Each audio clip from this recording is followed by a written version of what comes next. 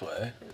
Yeah, I guess we could. Just fucking start recording, and catch some bullshit. Yeah, on the catch front us end. fucking arguing. Yeah. Welcome back to another episode, guys. I think we have a decently good topic for us today. It's a little more geared to some newbies, but maybe some more experienced guys can take something out of it. Yeah, it's kind of a fit for everybody. It's not, oh, you have to be a super experienced guy, or oh, you're brand new. It's a little bit of everything. So today we're going to go over a hunter checklist for whitetails. Pretty much your basic needs for the woods. Yeah, you guys don't need anything super expensive. You don't need the Sitka. You don't need the cutting edge knives. I mean, I think we said it last time. I use Walmart brand camouflage. Yeah, you can use anything. So Hand-me-downs. I mean, I use hand-me-downs still. My dad's old stuff, Yeah. So. But there's a lot of decisions you got to make before you can actually, figure out what you want to take in the woods with you. Yeah. You got to think of things, something as simple as, am I going to hunt on the ground or am I going to hunt out of a tree? Are you going to hunt with a gun or are you going to hunt with a bow? Yeah, there's a lot of different stuff. So, you're more of a ground guy. Yeah, last few years I've been on the ground a lot. I'm more of a tree guy. If I'm hunting, it's out of a saddle. But that's not necessarily the right answer for everybody. No. You don't have to go out and spend, oh my gosh, I spent $1,000 on this full saddle setup. I got these new, I'm not going to list off company names or anything like that for people. But, I got these new sticks that are super, super light. They're made out of this material. Oh, yeah, okay, cool. But the average guy like you and I, and 95% of all other hunters are not spending $1,000 on a saddle setup. No, they're more like when I, getting a climber when I was like 16. I got my first climber, and I've used it ever since. Yeah. So that's always an option, is the climber.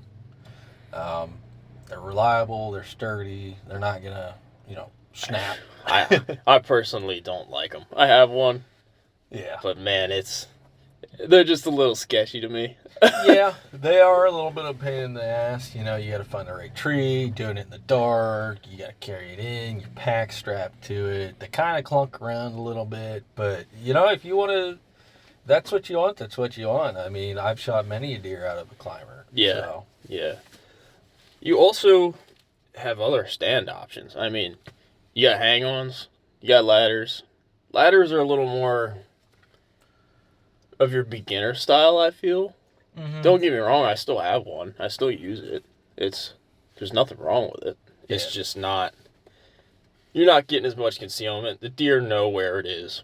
Yeah. They a lot of the times, they'll walk up and they'll look directly at it. Yeah. Yeah, ladders sort of your tried and true. It is good for beginners. It's good to get, youth hunters out, too. You get a nice double wide. So you're getting into it. You got a kid that's 10, 11, 12 that wants to get into it as well. A nice double wide from Walmart for, $150 is a good option. Sometimes you can get them on sale for, $90. Yeah. Yeah. Granted, they're Chinese junk, but it's something to get you out there. You don't have to spend a ton of money. I do want to hit on one thing with saddles, though. We started talking with Hunt Light. Yeah. Which is an up-and-coming saddle company. Their products, fantastic. He's game-changing. They're like nothing I've ever seen. They are. He's changing the game with this stuff. So give that a look. Prices are not that bad. They're a lot. Yeah, a lot less. Very than affordable. Some of these big name brands. Yeah, and he's doing it the right way. Veteran-owned company. We love that, obviously. Yeah. Because of our situation. Yep. So, yeah, give that guy a look. Check him out. Let's move on to. So you mentioned your weapon type. What are you gonna use? Right? Yeah. So the best thing to start out with, in my opinion, A lot of guys do start out with a bow. I didn't start out with a bow. I started out with a gun. I think I they're actually pretty think much it's the same. opposite. I think more people start with a gun than a bow. In Yeah, Pennsylvania? Yeah. yeah. Some people start with a bow. Most start with a gun. I Yeah. mean, it's Pennsylvania. If you're from Pennsylvania, you know the age-old tradition. You don't have school on the Monday after Thanksgiving. Yeah, 'Cause well, now you everybody's start on Saturday. Yeah, that really screwed us for Yeah. a few years there. But if you want to go out, best way to do it is get a gun. Um, there's all sorts of calibers out there. Personally, I'm a 30-06 guy. I started with like a 7mm Mauser, moved to a 30-06, and haven't moved back. It's the only deer rifle I've got. Say you don't like the recoil of a 30-06, you got 223, 243, 270. There's a caliber out there for everybody.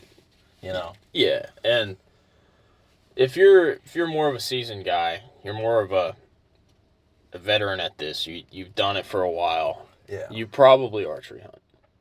Yeah. Just because of the longer season lengths. But that's not saying you can't take a gun out. Like No. I don't normally gun hunt.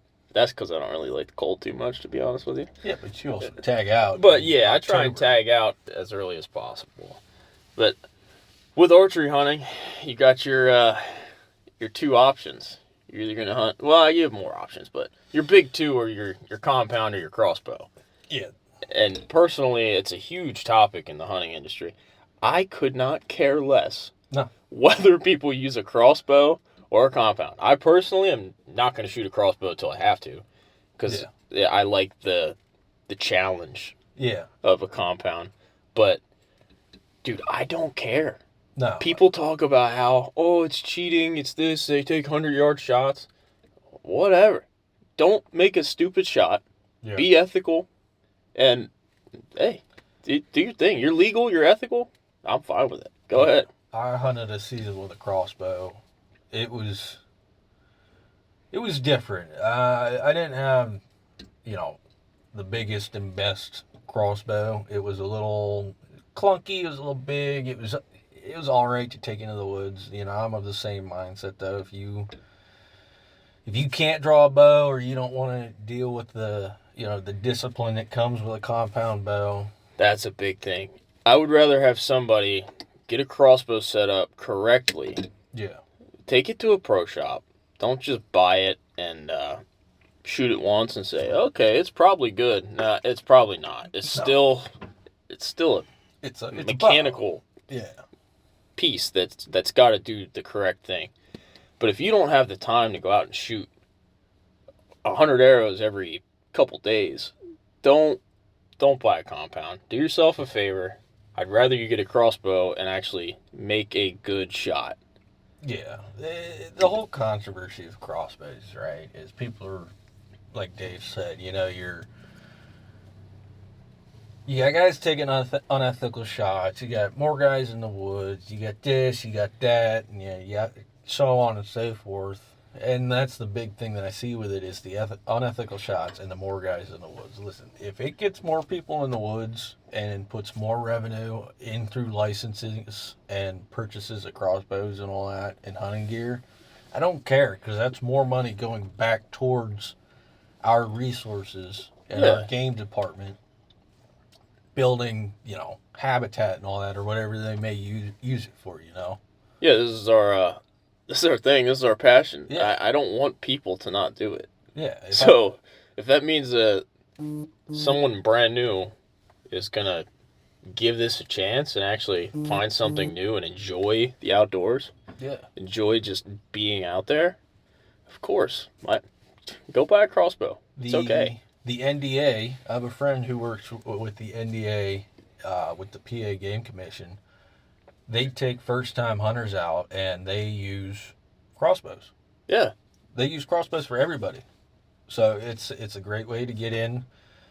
You don't want to deal with the discipline of the compound bow or the recurve or Christ, even the longbow. Yeah, I'm not ready for that either. Longbows and recurves are hard. Yeah, I'm not at a point for me to start doing that. But you still want to do it. You still want to be out there, September, October. Go the crossbow route. Do it right. You're going to find that it's just as rewarding as using a bow or a gun. I don't know about that, but Well, for a first timer. Yeah, for somebody new, yeah. So, but, yeah, personally, I'll probably never touch one, or at least try to, just because that's just the way I am. But there's no point in having a big feud. No, it's guys in the woods. Yeah, we're all doing the same thing. So I mentioned this a little bit legally, right? So you need to make sure your next piece is your licensing. You need to make sure you have the correct license for the correct seasons, and you know your regulations. So we all see every year, we all see these big name guys, right, that poach deer. Yeah. Granted, they're probably doing it knowing they're doing it. Yeah. They're not just, these big name dudes aren't just messing up. They're not, it was an accident. But if you're brand new, you very well could do it by accident. And you're still going to get in trouble. Yeah. Like, you're not just going to be like, oh, well, here we go. It's okay. Yeah. No, it's not okay. You got to make sure you know what you're doing, when you're doing it. And just don't cheat. I don't, like, that. Yeah, just be legal. Don't be like Bubba from, up the holler there with spotlight at the truck. Or even, something as simple as going on someone else's land when you shouldn't. Don't do it. Yeah.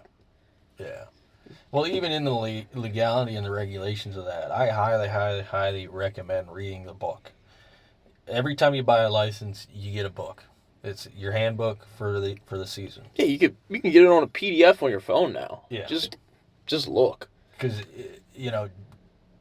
backtracking a little bit, it's got minimum requirements for what you need to hunt. Just yesterday, we were looking at the regulations for where our new lease is, and it literally lined out the minimum draw weight of your bow, the minimum cut of your broadheads, the minimum caliber that you can use legally. Now, New Jersey shotguns, but I'm sure PA has a minimum caliber rifle you can use. Yeah, I don't remember what it is off the top of my head. I think it's 223 or bigger. Probably. Or 243 or bigger. But anyway, just do your research. Don't be one of those guys that is doing it the wrong way. Do it the right way. You're gonna enjoy it more. You're gonna feel a lot more accomplished when you're successful. And our seasoned guys, you know this. Like, it feels good when you do it correctly and you get that deer on the ground. It feels fantastic. Yeah. It's whether you're sitting over a cornfield or you're out in the A&F. Yeah. In the middle of nowhere. But so back with the little more on legality, it comes baiting. In Pennsylvania, it's not legal for us to bait, but guys are doing it. Yeah. You know what I mean? Yeah. Like, but where we picked up this new lease, it is legal. Yeah.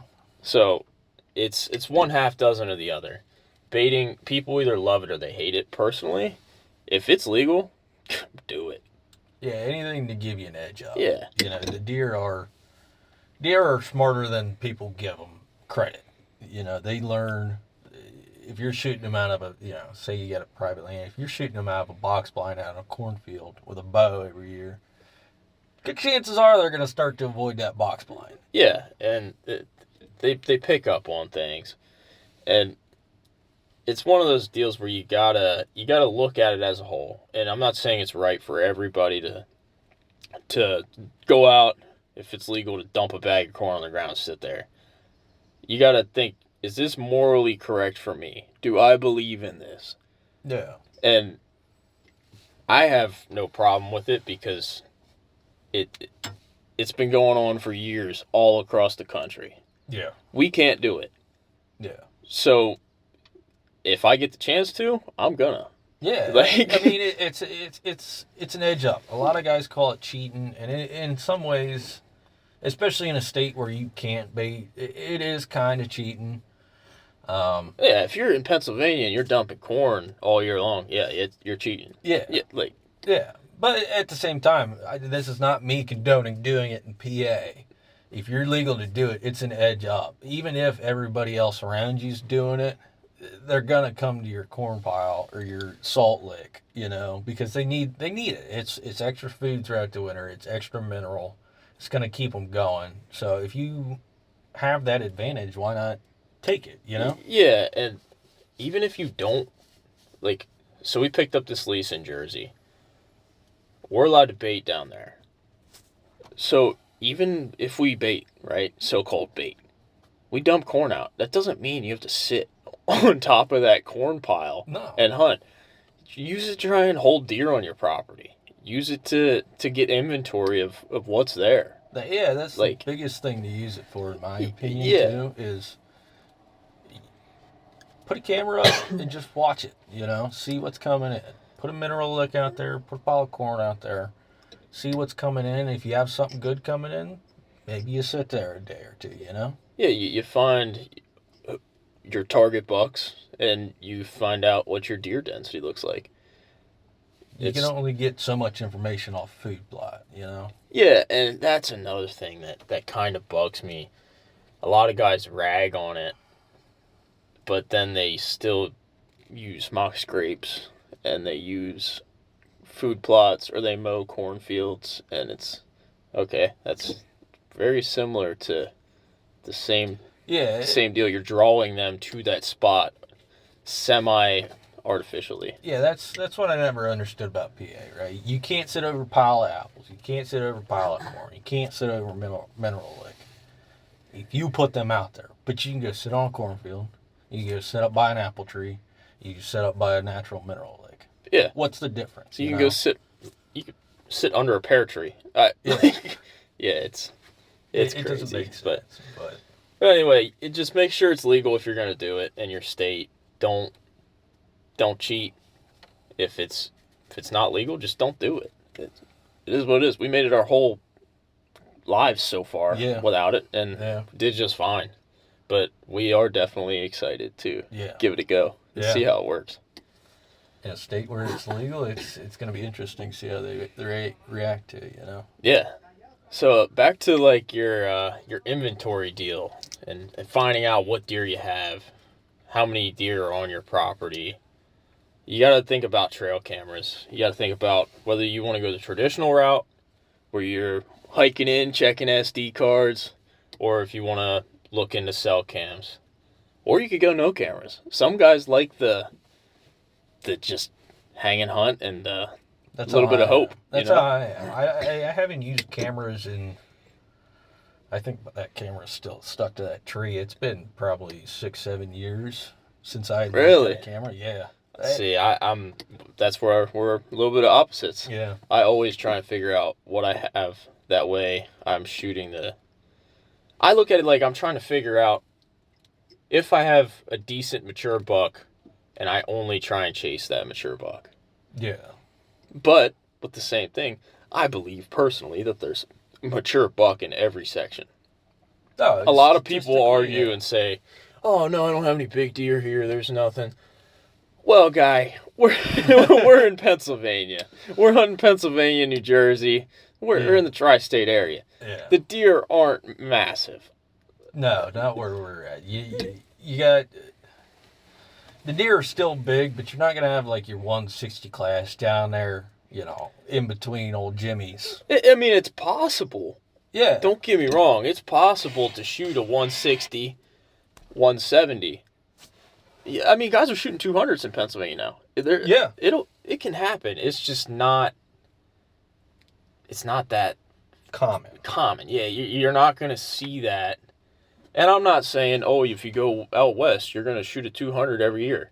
No, it's they're rarities. Yeah, you had to get a 200 plus deer. You gotta put a work in. That deer also has to have the right amount of its resources. It's got to be old enough to know. There's a whole bunch that goes into it, and I can go into the scientifics of it, but it boils down to a smart deer that doesn't have to move a lot in the summer or the season prior to save his resources to put towards antler growth the next year.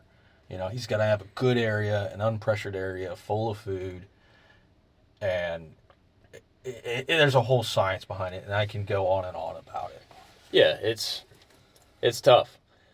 The average buck I get on trail camera, I would say I have quite a few 3 and 4 year olds that are all. So my 3-year-olds are probably in that 100 to 110 inch range. I was gonna high grade you and say 120. No, and don't get me wrong. I've had 4-year-olds on camera that are definitely hitting that 120 to probably 130 mark. Yeah. But that's all the bigger that I'm really getting. No, they live in a higher stress area. They have to move for it. It's an urban area. They have to move for their food. They're worried about dogs. They're being chased by dogs. They have people. Cars, dude. Cars are the biggest thing out there. I mean, that gully runs the length of town, and every so many weeks there's a new deer laying right there. Yeah, you can drive down one of the roads and there's a dead deer laying along it. Yeah. And that's why I haven't. I don't want to dig too deep and go down a rabbit hole, but that's why I haven't shot a doe in the last 2 years. Is because the cars are getting density's just not high enough. The cars are taking them out. But yeah, we really went off the trail cameras there for a second. but circling back, I'm over the camp. I don't mind trail cams. I've used them. They're good, but I hunt. In the last few years, I've hunted big areas. I've hunted many areas. It's not conducive if you hunt like me, where you get into the state forests, and if you've been in the state forest or you've hunted the state forest in PA, you know that they can go for a ways, and that's where you get the term mountain buck. This big old buck that just is grizzly and runs through the mountains, travels miles and miles across the mountains. I may get that buck on camera one day, but it could be a full week till I see him again. These deer have huge territories. You're hunting the big woods. There's a lot more travel ground. And don't get me wrong, I'm hunting urban areas. They're staying in certain pockets because they have to, but these pockets all connect and they all still move. I've had a buck on camera, right? Biggest buck I've probably ever had. It was probably close to 140, 150. He was a monster. Had him on camera one time, never seen him. Yeah. Never got another picture of him again. He could have got smoked by a car. I have no idea. Yeah. And your section connects to the mountain. Yeah. But, they got to dodge 6 roads in 81 before they get there. They're dodging a lot. But all right, so with that, you're kind of talking about the big woods. Let's move into the mapping tools. Yeah. You got your big brands, right? You got your Onyx and your Spartan Forge. We actually use different mapping tools. Yeah. I use Spartan Forge. I use Onyx. Onyx, it's good. You have I don't know about Spartan Forge, but you have not to plug them because we're not getting paid. Yeah, they're definitely not paying us. But you get, if you pay, it is on the more expensive side. I do pay for the expensive just because we have this lease in Jersey. But it gives me property owners. It gives me offline mapping. It gives me the recent imagery. It shows up to 2 weeks prior to that day. It's good. I think they could use. I think it needs updating more. It could be better, but it is good to see a rough look of what things looked like 2 weeks ago, especially if you're waterfowl hunting. That's the thing I run into most with it is if I waterfowl hunt, I'm looking for new ponds and all that, or areas with water. And if it doesn't have water 5 years ago from when the image is, well, that could be used for deer as well. Yeah, looking for water sections that have water somewhere for them to. That people say deer, they get all their water through their food. Okay, I'm sure they're getting all the water they need from that food, but they still drink water. Yeah, I actually saw a statistic of this the other night. So deer in the summertime get 90% of their water from their food in the summertime.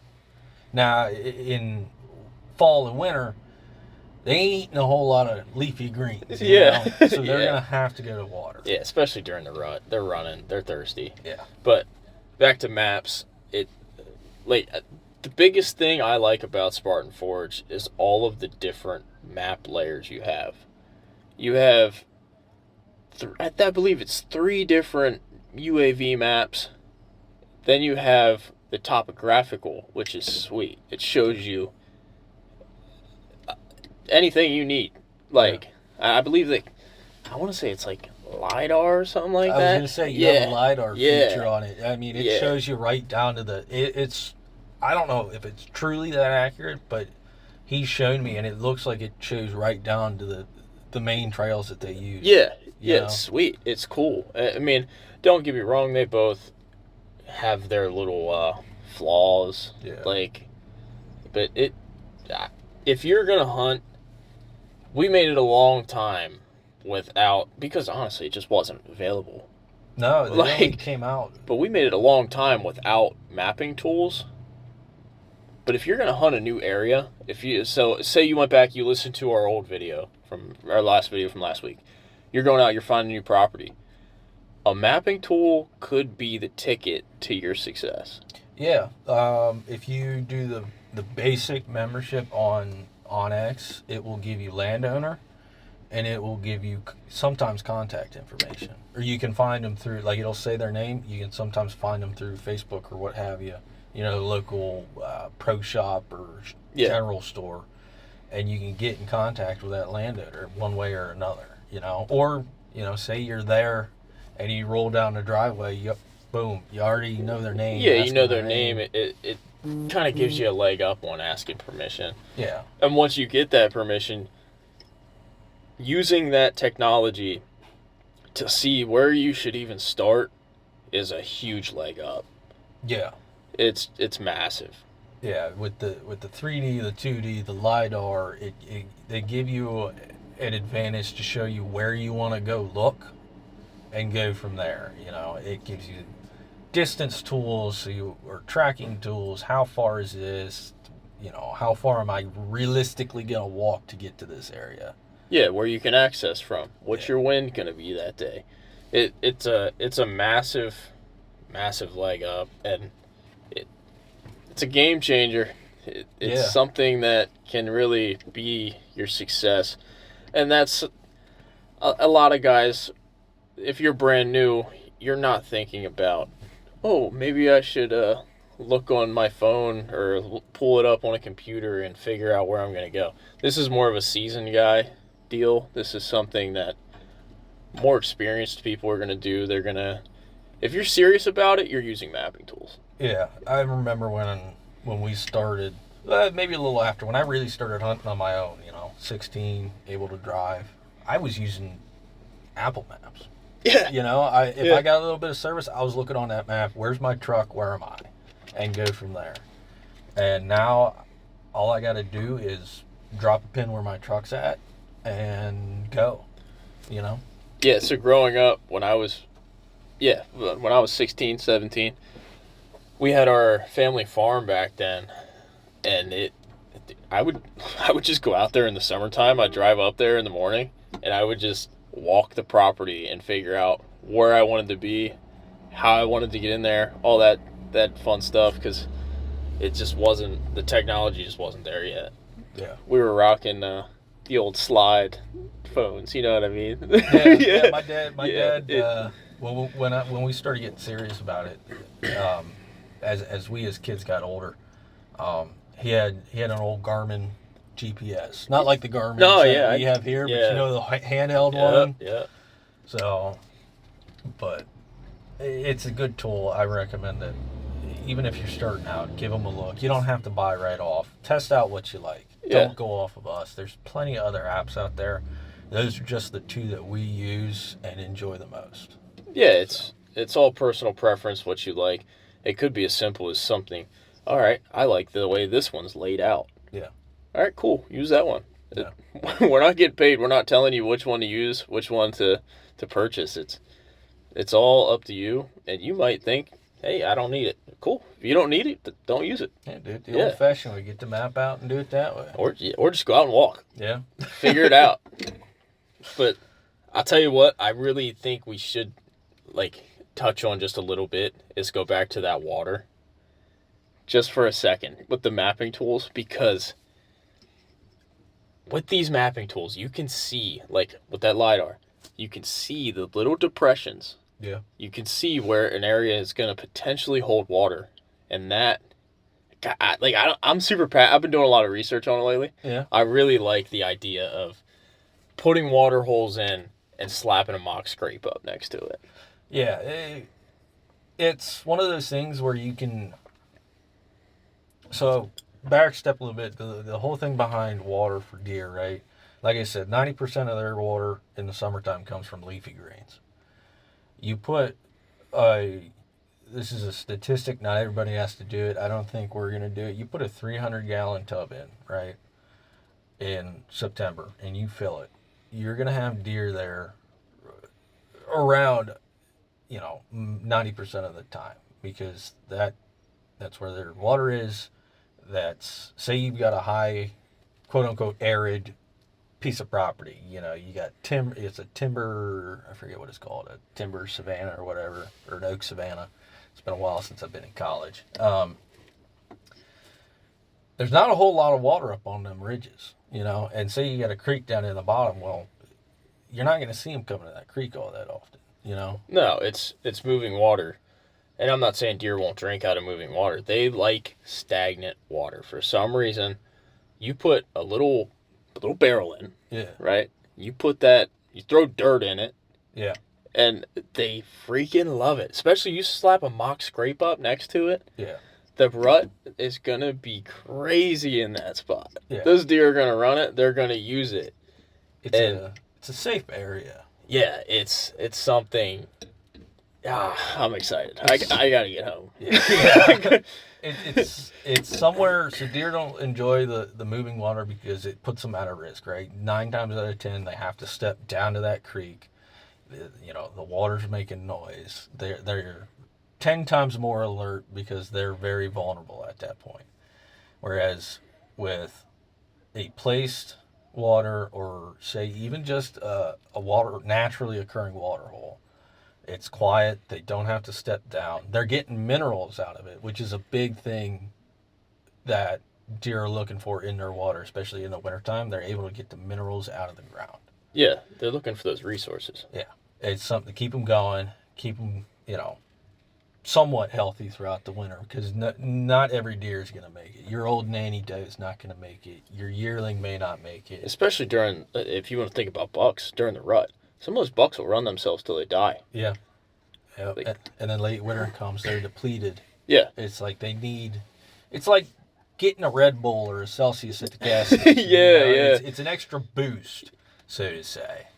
So it's definitely a tactic to not overlook if you have the ability to do that. Yeah, I think we recommend considering it. Yeah, we're gonna try some things out. We're not going 300 gallons right off the rip. We don't have the resources for that right now. Use your mapping tools. Find yourself a good spot. Throw a little jug in the ground there. Fill it up. Do it right.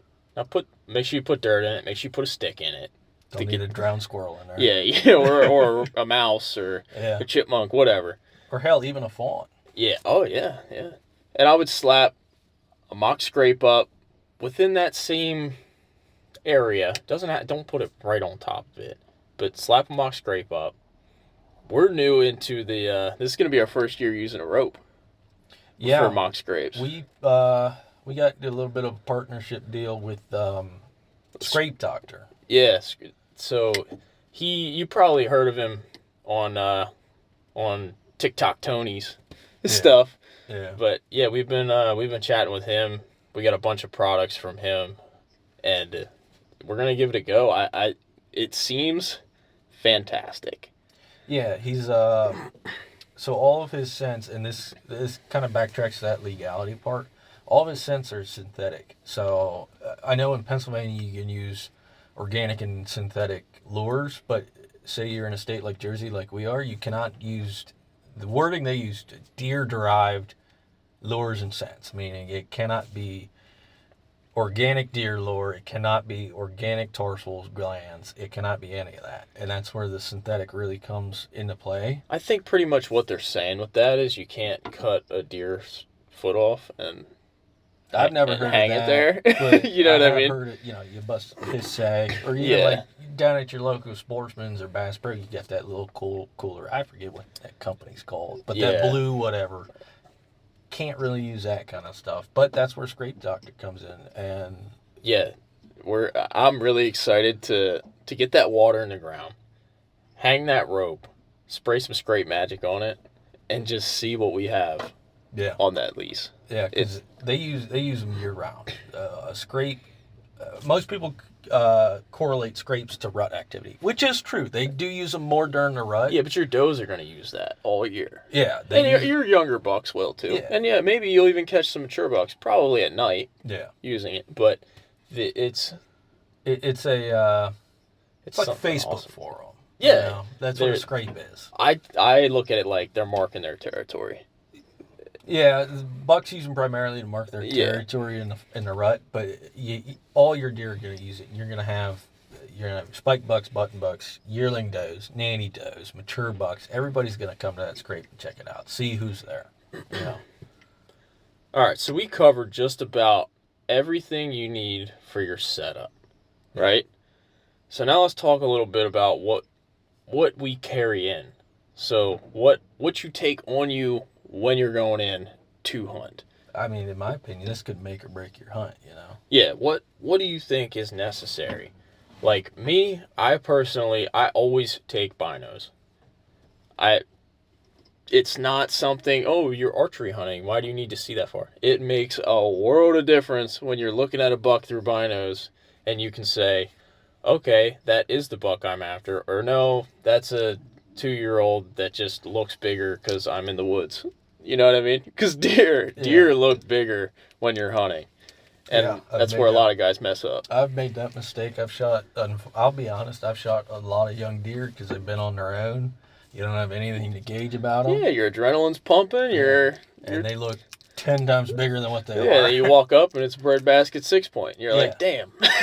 But yeah, I recommend definitely, if you're going to get serious, or if you are serious, think about the binos.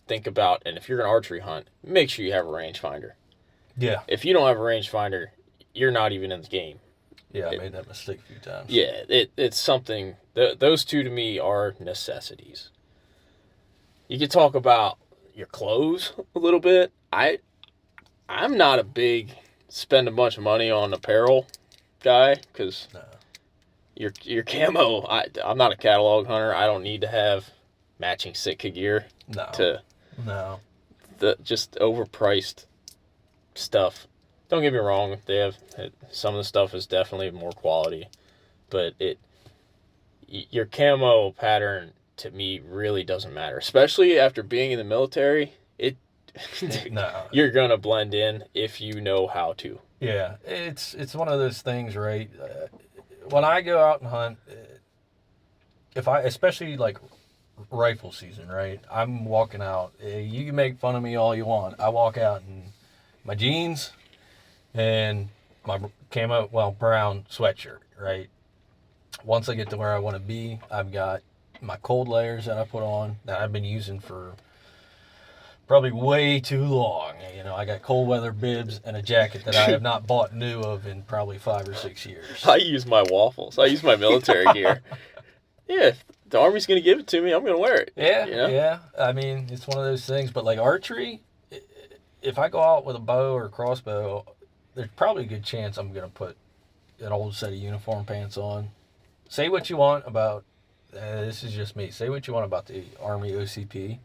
In my opinion, it's some of the best camo out there. Yeah, it blends in fantastic. Yeah, I mean, there was one, I was on a range one night, and, you could hear, it was dark, obviously, so you're not going to see the best, but you could hear people walking, but like if they wear, normal clothes, you could have seen them. I could not see these guys at all. Yeah, I don't think your camo pattern necessarily matters all that much. It's all about whether you know what you're doing or not.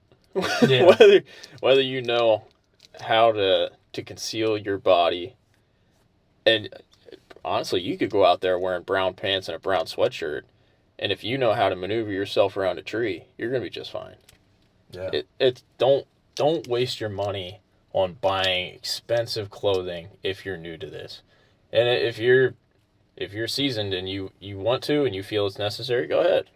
Go spend 600 Yeah. on that Sitka pants. But for us, it's just something that's not really worth it. It's something that's worked for us for years, you know. Yeah, I'm not going out and spending a bunch of money on stuff that No. I don't deem is necessary. We're normal guys. We're not millionaires, Yeah. man. We don't have Yeah. a bunch of money to dump into gear. Yeah. Go down to the Walmart every so many years and buy a new shirt or a new set of pants. you Yeah, know? it gets the job done. So something I do think is necessary, if you're gonna hunt out of a tree stand, you need to have some sort of hanger for in that stand, right? A lot of new people, and dude, I did this too when I was probably 16, 17.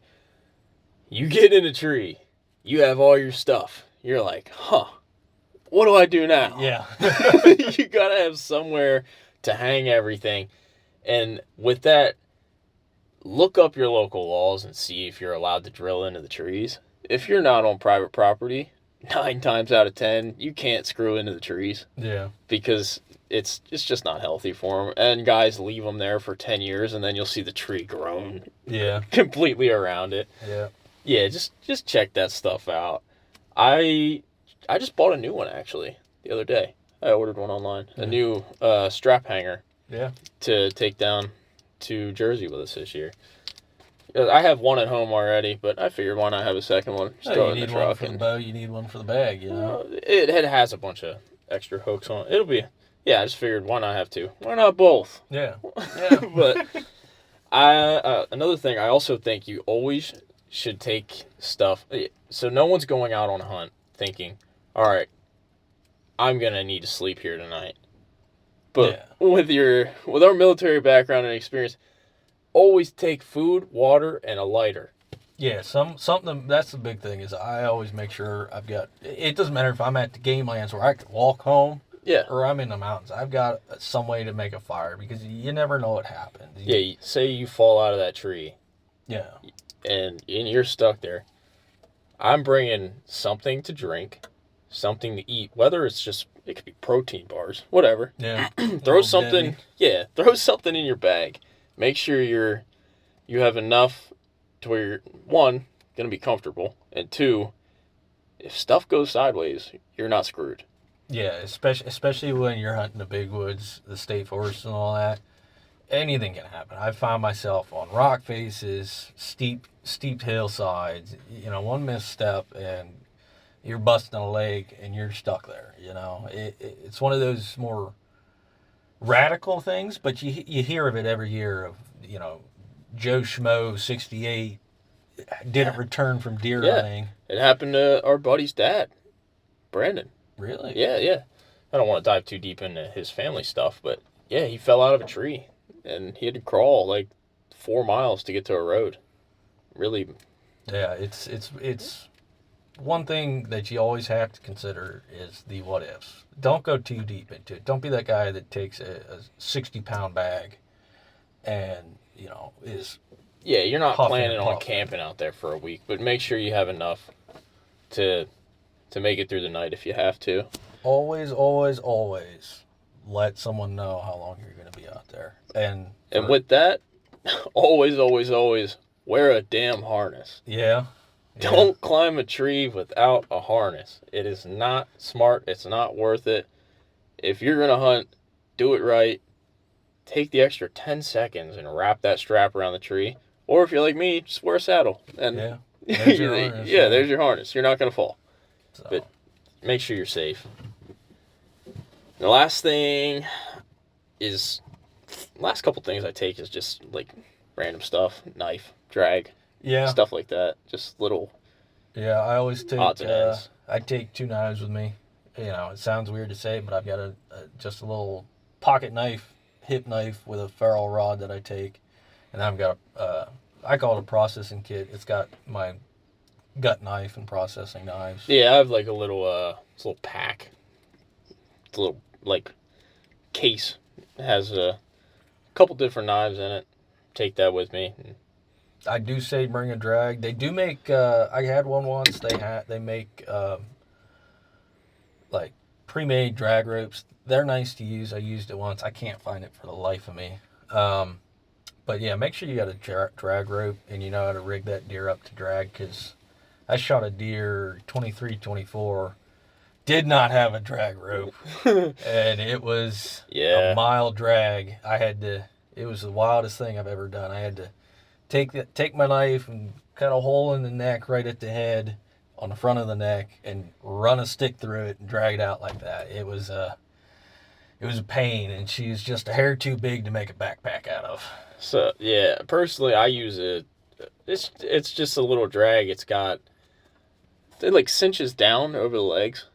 Yeah. Like clamps down over the legs when you pull on it, and oh, you're not a leg over the head guy? Oh no, I will. I'll wrap the two front legs over the head. Yep. Cinch them around, and then you just grab your handle and go. And but yeah, drag is very beneficial when you're dragging a 200-pound buck up and over shit. Yeah, or even 130-pound doe, 140-pound doe. They all get heavy. Yeah, that was when I was dragging that doe with the stick through the throat. It was about a mile and a half drag, flat drag. It was on a road, but it was still a bitch and a half to do. So those are the good times. They're the memories. Yeah. Well, I think the biggest thing you guys got to think about is how serious about it are you?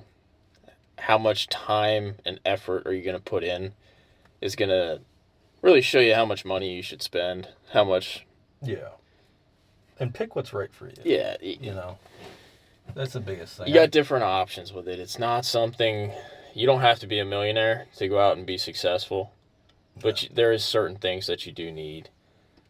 It's all up to you guys, whether you want to keep it basic or you want to go all in. If you're a seasoned guy and hey, I'm a big buck killer. I go out every year. I know what I'm doing. Awesome, dude. Go out there and do it. Spend money where you feel it's necessary.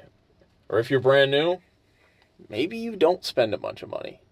No, I do not recommend it. There's been times where as I've started getting into other stuff, and I'm like, ooh, that would be nice. Ooh, that would be nice. Next thing you know, you're spending $1,500 on a kennel. Yeah. And you're like, did I really need that? And you justify it to yourself. So just pick what's right for you, spend what's in your budget, and enjoy doing it. Yeah, just get outside. Get out there and just enjoy it. It's a beautiful thing. It's one of the last things that we have on this planet that you can go out and it's just peaceful. Yeah. And born too late to explore the West and born too early to explore space. So why not explore what we have? Yeah. Don't take it for granted. Even if you go out there and you sit and you see nothing, which is going to happen if you're new, just enjoy it. Watch the squirrels, listen to the birds. Just enjoy your time. And eventually you'll become successful. Yeah, a blind squirrel finds a nut every once in a while. I think I was like, I might have been 14 or 15 before I shot my first deer. You know, it was disheartening. You know, at 12 years old, you know, you go out there, you expect to shoot your first deer, and it doesn't happen like that all the time. No, dude. No. You're going to go out. If you're new, you're going to go out and you're going to struggle, and you got to just push through. And even if you're hey, I kill big bucks every year guy, you're still going to have times where you're struggling. It's all about how much time, effort, and a little bit of money that you put in. It's not easy. It's you know, that's not to keep us going here, but that's one thing too that you can always do is see if someone will mentor you. You know, see if you got that old guy down at the diner in there at 5 o'clock every morning that used to do it and can't do it anymore, and see Yeah. what he has to say. Take some of his tips. It's one of those things where you don't have to listen to us. You don't got to listen to the big names. Take a little bit from everything and make it your own. Exactly. Don't follow word for word what everybody says. You're going to find your own experiences out there where, hey, maybe this didn't work for me, but maybe this does. Yeah. There's going to be different things that work in different sections. Yeah. And that's the beauty of it. Get out there and figure it out. Yeah. All right. Let's wrap this thing up. Yeah. If you guys made it this far, give us a like, give us a subscribe, maybe a share. That'd be pretty cool. Tell your friends. Yeah, we're all over the place. Facebook, Instagram, Spotify. Yeah, YouTube. check us out on Spotify. So we're gonna have to keep doing this little podcast style for a little bit. We'll have some video here for you soon. It'll be couple months, but it'll be great when you guys probably finally put a face to the name. Yeah, check us out. Give us a like, and that's a wrap.